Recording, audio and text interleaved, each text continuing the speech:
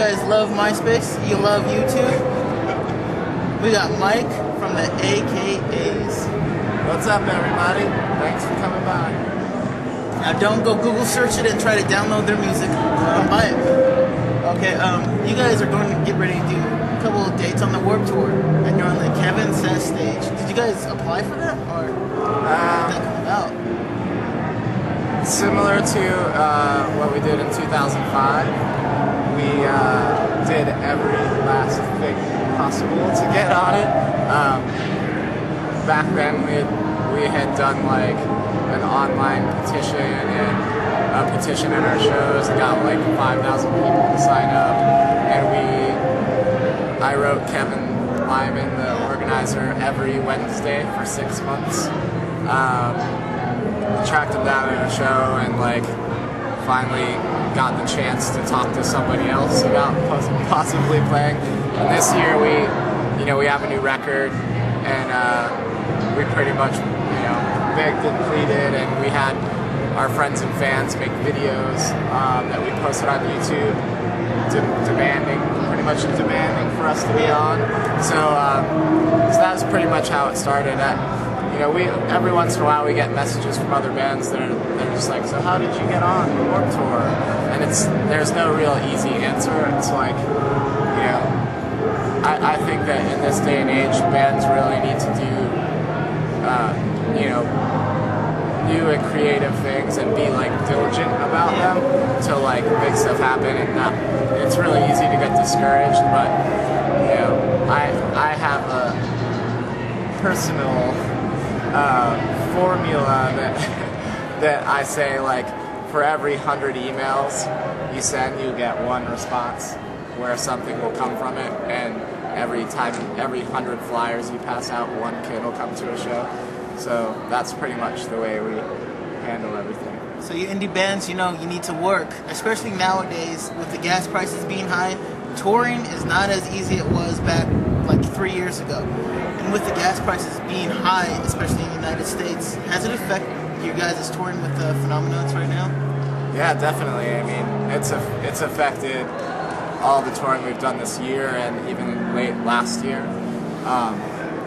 I think that there's, the gas is one problem that's affecting everyone in the country, and has a lot to do with why the economy in general is totally fucked.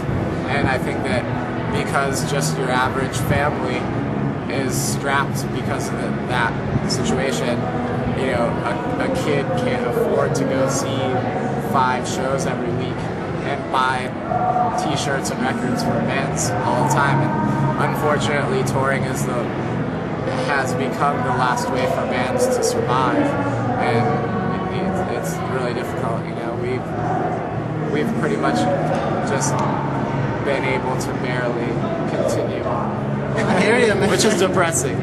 But and what you were saying before is true. Like, I think that the general like status quo mentality of like buying records, people don't even see the equivalence of downloading as like something that's harmful to bands or whatever, record companies, which I don't really care about. But like, basically, like, we've had 4 or 5 kids who come to a show to see us who are super stoked on the show and like hanging out, and one of them buys a CD, and we're like, well, hey, we've got a new record, why don't you guys buy it? And they're like, oh, well, we're just gonna burn it for burn.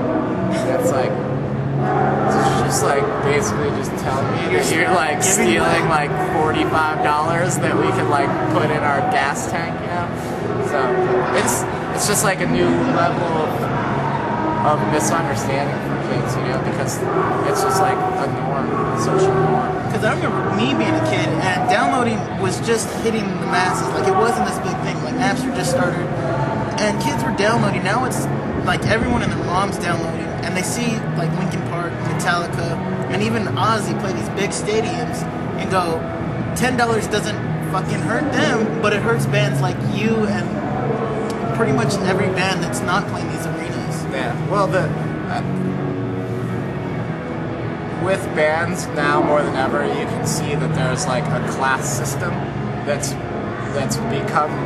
become evident because of all that stuff, and it's just like the class system in America. You have the richest rich people and the brokest poor people, and there's no middle class of music anymore. Like, you're either, you know, like a band that sells like 1 million records or a band that sells like 1,000 records, and there is really little difference in between, because, you know, the difference between selling 20,000 records and 100,000 records really isn't anything that makes a difference anymore. It's depressing. So you pretty much should not be in a band or play music. You do because you love it. That's the reason I do this, because I like reading your comments. You fat ass, get away from the YouTube. Sorry. We get those comments too. I actually like it. I think it's the same guy. It's the 35-year-old guy from Baltimore. I didn't see Hairspray. But what makes a good fan nowadays? Because it's hard for me to even figure out what makes a good fan. Well, I think that, you know, something that's really important and unique about our approach to touring, or like, you know, defining our band, is that we've done our best to remain like genre free, like subgenre categorization free. And I think that, you know, it's in a way like a social experiment where we've toured with so many different kinds of bands, and it's always a different kind of kids that are coming out, and like basically it's a way to see over time if like the people that are ending up liking us are gonna be like a kid who likes us for the right reasons, you know, rather than like say like I like Fall Out Boy, then I'll automatically like Panic at the Disco and all those bands that are on that label, and you know what I'm saying? Yeah. Like, people like things because they're told to like it, or they think that they're supposed to like it because it's the same thing. But like 5 years later, they don't really still listen to those records. And I think that that's what we want, is to get lifelong fans that won't be embarrassed to say that they liked us in 2 years from now when it's not cool, because I mean, otherwise it could never become cool. And we'll see what happens. It's awesome. I bet I hit the wrong word, but oh well. I like you guys, and I gotta say, like, even tonight, I appreciate you guys coming out to Vegas and playing shows. Yeah, no, we're stoked. This is only our second time in Vegas ever, and it's cool. A historical thing is happening, but I chose not to stay at home, and you guys shouldn't choose to stay at home. American Idol's on, but I'm here with Mike, and I hope you guys continue going out to shows, supporting the artist.